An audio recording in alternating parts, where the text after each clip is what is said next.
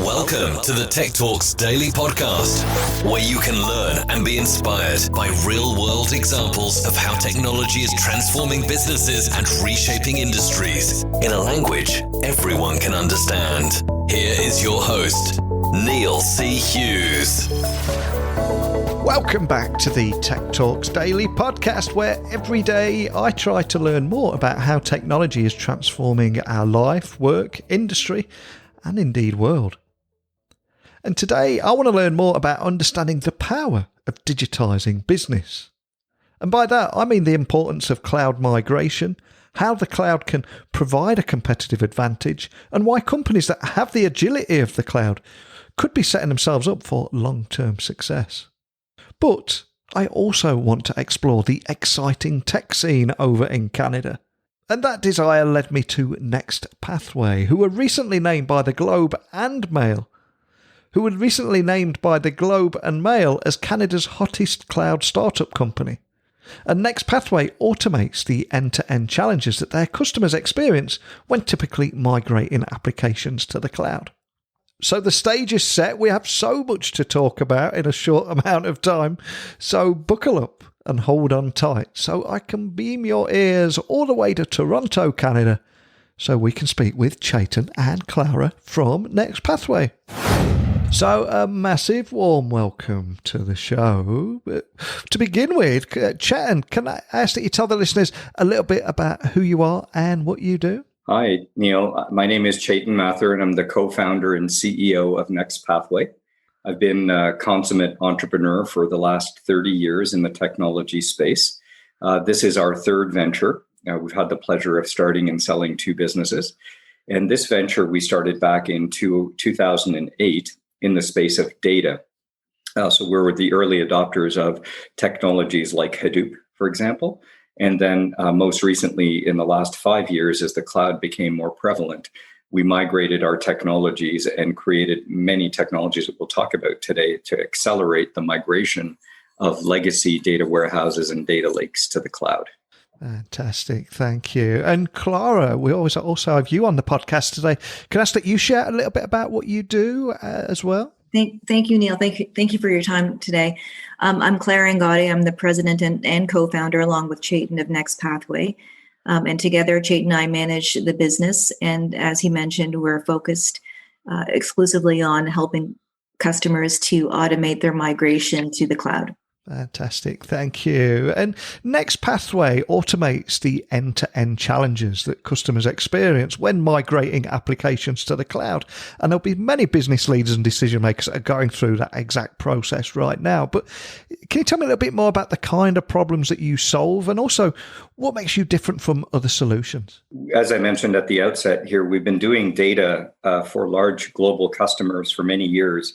And we realized that with the extreme advantages of going to a cloud-based architecture, that many of our clients were stuck with legacy data warehouses, such as Teradata and Netezza. And then they built these monolithic data warehouses, or data lakes, as well. So the problem that we're solving through our automated technology shift is that we can take the code that's been there for 20, 30 years and automatically translate the dialect of that code to the modern code that is required to be running on the likes of Amazon and Snowflake, et cetera. And many businesses will be faced with doing more with less at the moment. So can you tell me a little bit more about how they can better use the cloud to reduce those costs and increase operational efficiency? Because these seem to be big goals that so many are chasing right now. Yeah, I think, the cloud has, provided some tremendous opportunities for customers to really, right-size their operations and to be able to be more competitive. Clearly, cost savings are a driving factor to customers moving to the cloud, but also the security of the cloud has been well understood and proven. The flexibility of elastic compute is also incredibly attractive, and the ability to move significant migrations to the cloud to bring down operational costs without sacrificing speed and security and service is an attractive proposition. But moreover, when you get to the cloud, you are able to access so much more robust data.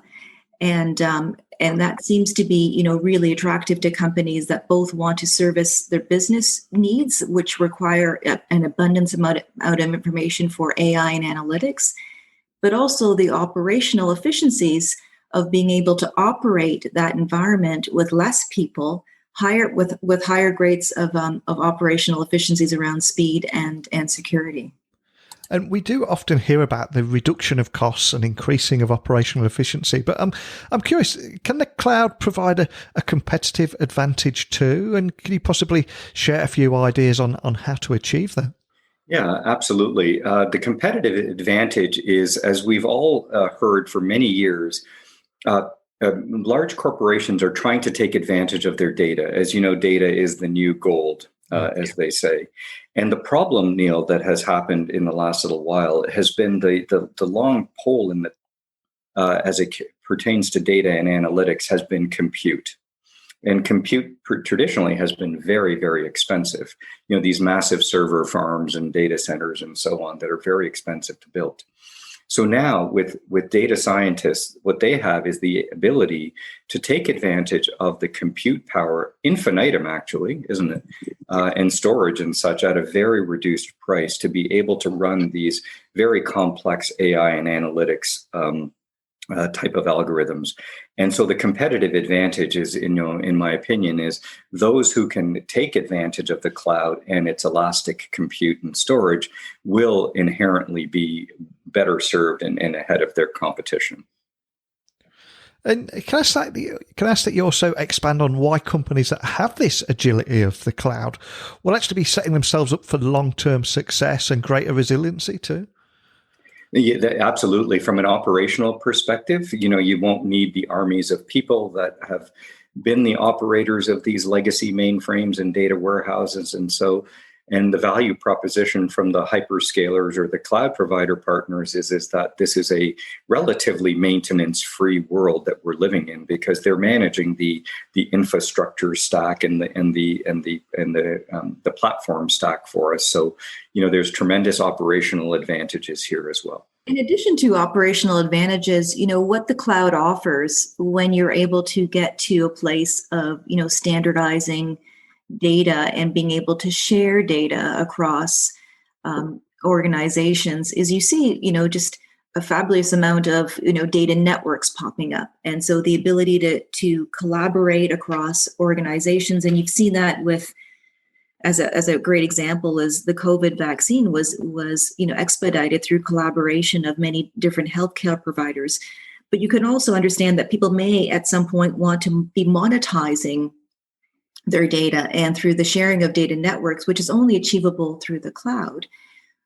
These types of things are actually, once thought of as a dream, can now be really, truly realized. So it also opens up the ability to monetize aspects of people's business that were once they were unable to do so because they were locked in with these on-prem legacy systems.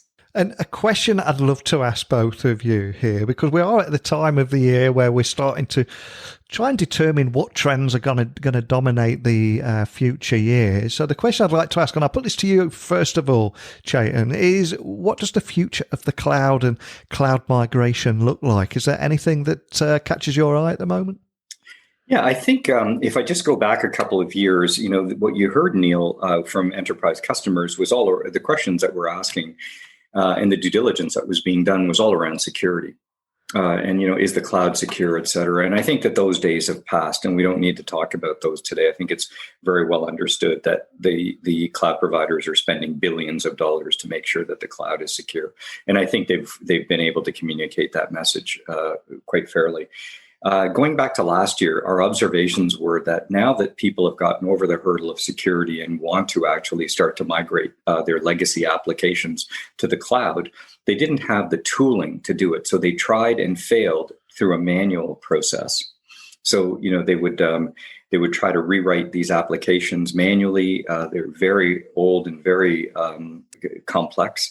And so that was the invention of our technology several years ago called Shift that would automate the migration of that. So the analogy that I like to use just for your listeners is around We all know how Google Translate works. If you can just put that picture in your head, where we type in English on the left-hand pane and we pick our target language in the right-hand pane, be it a translation to English, from English to French or Spanish, for example, and you hit a button. Well, that's exactly how our technology works. In the left-hand pane would be all of the legacy technology. You pick the new dialect that's either a Google or a Snowflake or whatever it is, and through the push of a button, our code and the code is automatically translated through our technology called Shift. And Clara, is there anything that springs to mind for you, or anything that excites you there? Well, I think that, in terms of just the ability to take that data and that code and those applications and start exposing it to, other similar applications, the world of digital transformation is really constantly evolving, and the access to, all the different types of applications and exposing those to, different types of individuals and combining that with other types of data. When you think about it, the potential is limitless. Love that. And something else that I love, I was doing a little bit of research about you guys before you came on today. I read that Next Pathway was named as one of Canada's hottest cloud startup companies. Can you tell me more about that and what it meant to you? Right. We were bestowed that honor about a year ago, and it really was on the heels of Shift, because really nothing had been around in the technology community that allowed customers to simplify the migration of these legacy systems. Previously, before we launched Shift, customers were manually rewriting legacy code in order for it to be running on these modern architectures in the cloud. And even though they saw tremendous business potential of getting both the code and the data in the cloud, the business case really fell apart when they thought about having, hundreds of people rewriting code for many months and sometimes years. Well, when we launched Shift, we really struck a innovation chord that hadn't been answered in the marketplace. And truly based on that, we got recognized as being, quite interesting and answering a really big challenge in the marketplace. And so it meant a lot to us. I mean, certainly it's nice to be recognized, but certainly we got a lot of new customers as a result of that. And then we've been continuously innovating on that platform. So today, not only do we help with the migration of code, but we also created a crawling application that sits at the front of any application that's wanting to be migrated. And we crawl through all of the applications. We look at all the data lineage and all of the nuances, the parallel jobs, the sequencing of jobs, etc. And that really helps customers to not only understand the data and the code before they migrate, but plan the migration. So we truly are trying to solve end to end, and that's really great to be innovating in a space that really needs a lot of assistance. And before we started recording the podcast today, we were talking a little bit about the tech scene in Canada, because there is this huge, vibrant tech scene over there. But for people that could be listening anywhere in the world and may not be too aware of that, is there anything you can share around that? Any kind of overview you can offer? I think that Toronto has a bit of a perfect storm, as we call it, Neil, as it pertains to technology. There's a nice fusion between government, corporations, and higher education. So there are, 4 or 5 leading global universities, within a 50-kilometer radius of the downtown core. There's incredible incubation of the Mars facility that we talked about earlier as well. And Clara can elaborate on that as well. And so, we've seen over the last 5 years that major AI and analytic hubs have sprouted up with the likes of Google and Thomson Reuters and those type of global companies that have chosen Toronto as their technology hub, specifically focusing on AI and analytics. Yeah, Toronto's done a great job, and I would say Canada has done a great job of creating, ecosystems where the government and private enterprise and entrepreneurs work together to bring innovation and commercialize that innovation. And so you see things where, universities, incubation labs, and the government, and then also large corporations come together to really figure out and solve big problems. And the other thing that's great about Canada is that we've got, access to phenomenal technical talent. We also have a really good immigration policy. It's not based on a lottery, but based on more about, the contribution that individual can make to our country. We've got, really good regulations around, supporting innovation, around, good green tech support, crowdfunding. All of these things work to making a really good ecosystem where it really, it generates a lot of great ideas, and then you've got the commercial ability to bring those to market. And before I let you both go, I've got to ask, what is it that excites you about the road ahead, and what is your primary focus this year? And Chetan, I'll throw that to you first. Yeah, what's exciting, and we conducted a recent survey of 1,000 IT executives, Neil, in December of 2020. And the data that we got back was profound. So what excites me is that we are just very early in the cloud migration journey. So somewhere around only 15 or 20% of our respondents said they've moved applications to the cloud. So there's still a long way to go before we get fully migrated to the cloud. 2025, 2026 looks like the horizon. And the other data point that's very interesting is 65% of our respondents said that they are actually increasing their spend in IT and specifically focused on cloud migrations. So I'm very excited about the next 3 or 4 years because our tooling is perfect. Our company is very well positioned and is evidenced by the interest that we've had just since the turn of the calendar for 2021. There's tremendous opportunities that we're getting from all over the world. Yeah, I would just add on to that in respect to the survey that we just did. We asked people's opinion of what would happen by the year 2025. And there was a large portion, almost over 50%, felt that 100% of workloads would be running in the cloud. The balance thought that at least 75% of enterprise workloads would be running on the cloud. So there's no question that unanimously, IT professionals truly believe that the new foundation of which business will be run is in the cloud. And so those companies like ourselves that are positioned to assist in customers taking advantage of this new platform will do very well in the economy. So we're excited about the future for Next Pathway. Excellent. And I wish you both the best of luck on that journey. But before I do let you go, for anyone listening that would like to dive into this topic a little bit deeper, where's the best way of finding Next Pathway online and also contacting your team if they've got any questions? The best way to find us is through our website, nextpathway.com. And those that are interested can upload code and run Shift for free and get a good sense of what the capabilities of our technology can deliver for them.